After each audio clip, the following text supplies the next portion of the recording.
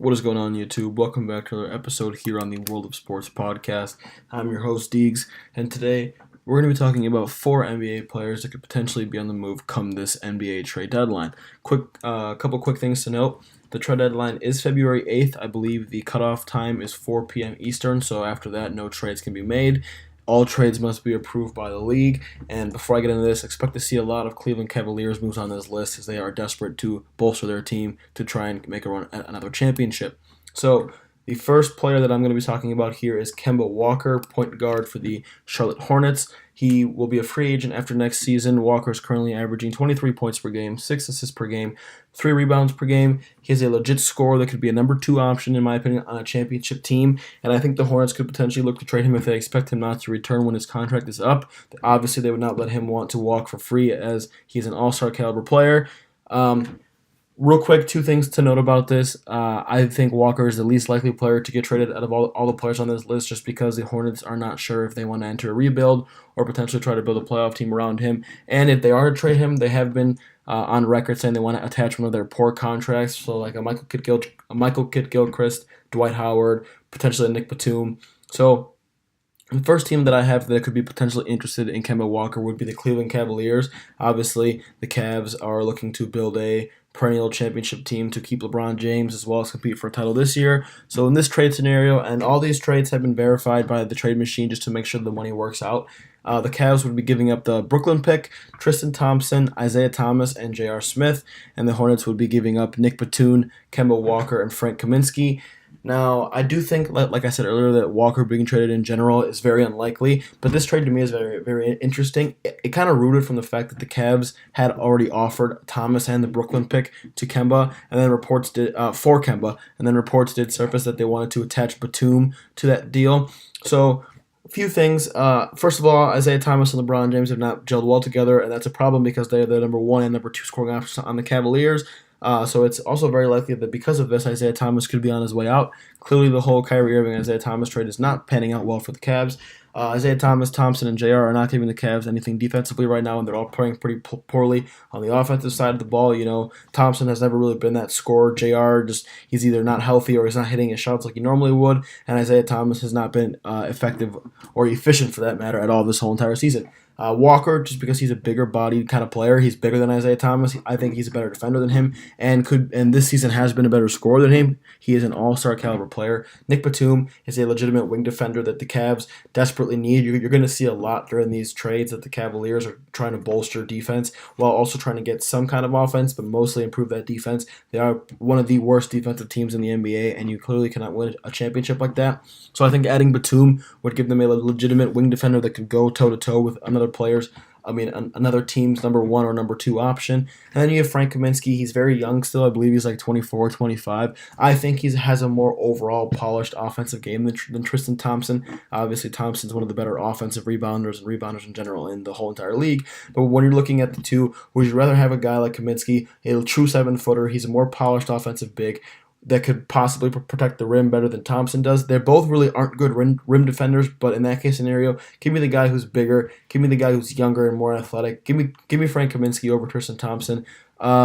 This would definitely improve the Cavs' defense, in my opinion, like this trade in general. But this would only happen if the Brooklyn pick is involved. So it's going to have to be, will the Cavs be willing to deal the Brooklyn pick and feel like they're getting the right amount of players in return to help them compete for a championship and bring LeBron back. Like I said earlier, of all the players on this list, I think Kemba is the least likely to get traded. And I think if he does get traded, he will go to the Cavaliers, which is why that is the only team I have listed as a potential suitor for Kemba Walker. Now moving on, I have DeAndre Jordan of the Los Angeles Clippers. He is an unrestricted free agent after next season. Jordan is currently averaging 11.5 points per game, 1.2 assists per game, and a massive 15 rebounds per game. He's a phenomenal rebounder. He might be the best rebounder actually in the entire league. He is a legitimate rim protector, as Jordan is a defensive player of the year candidate year in and year out. But his offensive game has gotten better. You know, he's always going to be that guy that kind of hangs around the basket, catches lobs, uses his athleticism to be a good offensive player. Never going to be a guy who's you're going to be able to throw him the ball in the low post, and he's going to go to work with like some hook shots or some legit post moves. But that's all right because he's a freak of an athlete and he makes this work. So, possible suitors and what it would take to get DeAndre Jordan. Surprise, surprise. I have the Cleveland Cavaliers here. Uh, in this trade scenario, I have the Cavs giving up the Brooklyn pick, Tristan Thompson and Iman Shumpert, and I have the Clippers giving up DeAndre Jordan and Wesley Johnson. Jordan is obviously on a very big contract that he just recently signed, so giving up Thompson and Shumpert is needed to make the money work. The Cavs have absolutely zero rim protection. If you look at the big guys on their team, it's Ante Zizic pretty much, Kevin Love, and Tristan Thompson. None of those guys give you a true scary defensive presence in the paint that Jordan would give them if he ends up coming to Cleveland. Shumpert isn't the true defender that he used to be. He's an average defender now. And Wesley Johnson, is a very good perimeter defender. He's a good athlete, and I think that he could really help the Cavs in the minutes that he would be playing on the defensive side of the ball. I doubt the Clippers would actually give up Jordan without getting the Brooklyn pick in return. So very similar to the Kemba Walker trade, it's gonna kind of surround whether or not the Cavs are willing to part ways with this Brooklyn pick. Right now, I think DeAndre Jordan is the best player available at the trade deadline. I think right now in the NBA, he's the best center with DeMarcus Cousins being injured. So I think if the Cavs are able to pull a DeAndre Jordan trade off, they should do whatever it takes to get him because he's a legitimate big man that could really help them win a championship or at least contend for a championship and potentially aid LeBron in coming back. The second team I have is another team in the Eastern Conference that has been making moves this year, the Milwaukee Bucks. The Bucks, they have a very long team. We always talk about how long the Bucks wingspan is. You have Thon Maker, you have Giannis, a bunch of young players that are good athletes. But I think Thon Maker isn't ready yet to be a legitimate starting center on a championship caliber team. DeAndre Jordan is. So in this scenario, I have the Bucks giving up John Henson, a young power forward, and Matthew Dellavedova, and the Clippers only giving up DeAndre Jordan. This is the most unlikely scenario because I don't think that the Clippers would be willing to part ways with Jordan without a legitimate draft pick like the Brooklyn pick from the Cavs, and the Bucks don't actually own their 2018 pick. It belongs to the Phoenix Suns in the Eric Bledsoe trade. But in this scenario, Milwaukee gets a legitimate center that can just add to their overall defense and rebounding because Jordan is a great defender as well as a great rebounder. And the Clippers get a young developing big in John Henson who could really kind of fit into their core depending on what you want to do after this season. The Clippers' main goal right now is to add young players and add picks to kind of rebuild but not go into a tank. So I think John Henson was a really intriguing young player for me, would be nice for the Clippers to add. And then you obviously get a leader in Matthew Dellavedova. He's a good defender, hasn't really lived up to the hype that it was when he signed that contract with Milwaukee.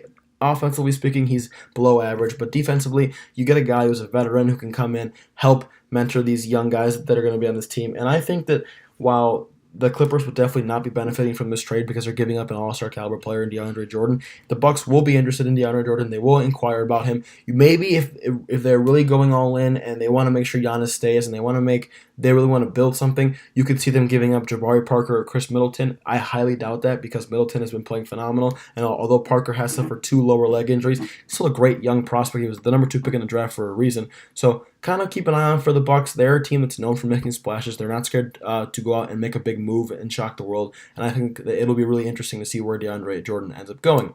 Now, the third player on this list is DeAndre Jordan's current teammate, Lou Williams. Williams is currently possibly having his best season. He's a huge offensive spark for the Clippers. In my opinion, he should have been an all-star. It's kind of a shame that he got snubbed for that. But right now, he's averaging 23 points per game, 5.3 assists per game, and 2.5 rebounds per game. He's always been a score-first player. He's extremely talented offensively, and I think that he could either come off the bench for a serious contender or be a scoring spark for a team that's looking to kind of bridge that gap between playoff team and contender. The best thing about Williams is he is on a 1-year, $7 million deal, and I think he's the most likely player to be traded on this list just because the Clippers aren't. I don't see a scenario in which the Clippers bring him back because he's kind of more seasoned. He's a veteran. They want to get younger, so I think it's important that they trade him and get something for him right now. So again, for the third time in a row, I have the Cleveland Cavaliers as a potential suitor for Lou Williams. In this trade scenario, I have the Cavs giving up their own 2018 first-round pick, Cedi Osman and Iman Shumpert, and the Clippers giving up Lou Williams and Wesley Johnson once again. This is a very simple trade. The Clippers will actually ask for the Brooklyn pick, and I would not be surprised if it's Brooklyn pick for Lou Williams straight up. I don't know if the Cavs would want to do that, but the Clippers' main goal would be to not take on any players because they want to shed as much salary as they possibly can. However, if that doesn't happen, I do believe that they would be intrigued enough by Cedi Osman's young potential and Iman Shumpert's still kind of young, So I think that this would work out. The money works out simply because Williams is on a 1 year deal, which is why I think that the Clippers would have to overcompensate by adding Wesley Johnson in because he is only on a 1 year. Williams is only on a 1 year deal. Like I said earlier, Wesley Johnson, I like him athletically speaking. He's a good defender. Williams could come in and either give the Cavs that six-man spark offensive role off the bench that they need because right now, if you look at their current roster, Kevin Love is hurt. Isaiah Thomas isn't playing well, so LeBron James doesn't have that true number 2 scoring option next to him. You bring in a Lou Williams, you potentially start him over Isaiah Thomas, or you bring him off the bench for 20, 25 minutes a game, and you have a guy who gives you a really good offensive spark and kind of a good trio of Kevin Love, once he comes back, Lou Williams and LeBron James, offensively speaking. So I think that the Cavs should definitely inquire about Lou Williams. They definitely have already inquired about him and potentially would be a good place for him to play. Now, the second team that I have on this list is another contending team in the Eastern Conference, actually the 1 seed right now, the Boston Celtics. In this trade scenario, I have the Celtics giving up Marcus Smart and their own first-round pick, not the Lakers pick, and the Celtics and the Clippers obviously would be giving up only Lou Williams. The Celtics do need firepower off their bench to play the guard position in units without Kyrie Irving.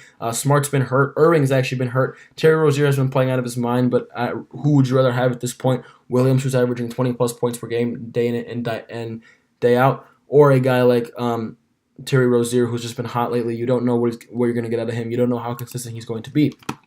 Recent reports have come out that the Celtics have made Marcus Smart available, so I think sending him to the Clippers along with their own first-round pick just makes sense for this. The Clippers will get a lockdown defender that is strong enough and good enough defensively to guard multiple positions.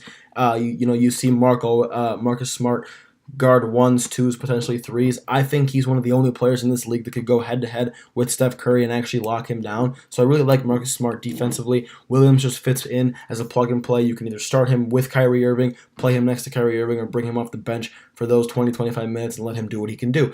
I do think that there is a chance that the Clippers will ask for the Lakers pick that would only fall to Boston if it's between 2 to 5. I don't think Danny Ainge will pull the trigger on that. He's not known for giving up high talented picks unless they're getting something back in return. So look for the Celtics to be one of the teams that kind of try and make a move this trade deadline because they are so close to being title contenders, and a one move could give them the edge that they possibly already have over the Cleveland Cavaliers.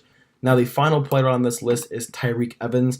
Evans is on a 1-year deal. He's actually researching his career right now. The Memphis Grizzlies kind of took a flyer on him by giving him a 1-year deal. He's averaging 19.5 points per game, 5 assists per game, and 5 rebounds per game. He's always been a good defender because he's a good athlete, but he's shown a lot of improvement offensively this season. His offensive game looks a lot more polished. Still very young. He's in his prime. Memphis is not in any hurry or any They're not contending right now whatsoever, and they have no business holding on to a guy who it will be a free agent this year. So I think it's very likely that they trade him and try to acquire any assets possible. So the first team I have, and this is a team that actually has been linked to the Boston Celtics. Both of these teams actually have, and I just said Boston Celtics and gave it away. It's the Boston Celtics. Like I said earlier, the Celtics have to add some kind of bench depth possible and some guard play when Kyrie Irving is not on the court. So in this scenario, very similar to the Lou Williams scenario, I have the Celtics giving up Marcus Smart and their own first-round pick, and the Grizzlies giving up Tyreke Evans. Like I said, the Celtics need the bench depth. Tyreke Evans is very versatile. You could play him at the 1, the 2, potentially the 3 in a small ball lineup. So I think with his scoring, that'd be really nice. You can play him next to Kyrie Irving, which is great. The Celtics would like to acquire a guard that they could play with Irving and without him at the same time, and I think Evans gives you that. Like I said, the Grizzlies are not a team that's contending right now. They would be adding a young, talented player in Marcus Smart. He's kind of like the definition of a perfect Grizzlies player. He's a defensive stud that can guard multiple positions, that lacks any kind of consistent offensive game. I think if you start Marcus Smart at your shooting guard position, you have a legitimate one of the best defensive backcourts when Mike Conley is healthy, and him and Mike Conley. The Celtics should be willing to deal their own first-round pick as they are contenders and should expect their pick to fall at the end of the first round. There's no chance in hell they will give up the Lakers pick for Tyreke Evans, but I think Marcus Smart and their own first-round pick will be good enough to get Evans to Boston. Now, The second team I have on this list is the Denver Nuggets. The Nuggets, like Boston, have been linked to Tyreek Evans. In this scenario, I have them giving up Emmanuel Mudiay and the Grizzlies giving up Tyreek Evans and a second-round pick. Like I've repeatedly said, the Grizzlies are in no hurry to contend, and getting Mudiay provides them with a solid young player that still has a ton of potential. He was a top 10 pick. He was a 5-star before he went over to play in China, I believe it was. So Mudiay still has that kind of potential that really hasn't been tapped into. With Gary Harris and Jamal Murray as kind of the Nuggets backcourt of the future, Mudiay seems to be kind of the odd guard out in Denver, and they have been shopping him. Denver is in an odd spot as a team and as a whole. They have the talent to potentially make the playoffs, but they played an absolutely loaded Western Conference, which makes it just way more difficult for them. If you trade for Evans, Denver would have at least to at least try and re-sign him, because you're giving up a guy like Emmanuel Mudiay, so you have to be confident in your abilities to be able to bring Evans back. He could either come off the bench for you, or if you want to roll a backcourt of Jamal Murray at the point guard and Tyreek Evans at your 2, that would work. Gary Harris, I think, is younger, and that's the direction they want to go in. So I, in just my opinion, Evans would be coming off the bench for them, which is fine. He would be a good contributor, a good second unit player for the Denver Nuggets. The second round pick would have to be in the deal just because of Moody's potential. So it's kind of a compensation, like, hey, we're giving you this great player and a second round pick. You give us your young potential like a guy that has a lot of talent on your roster in Emmanuel Mudiay. So I could see this working. I would make it I'm more confident in the fact that Tyreek Evans will go to Boston, but there's a scenario in which I could see him going to Denver. So to wrap this up, I expect at least one of these players to be moved at the trade deadline, with Tyreek Evans and Lou Williams being the most likely to go, just because they are on expiring deals and teams value that more when it comes to getting rid of players and bringing in assets than guys who are locked up long term, like DeAndre Jordan and Kemba Walker. But that's all I have for you guys today. Thanks again for watching. Drop a like and subscribe if you enjoyed, and have a good one.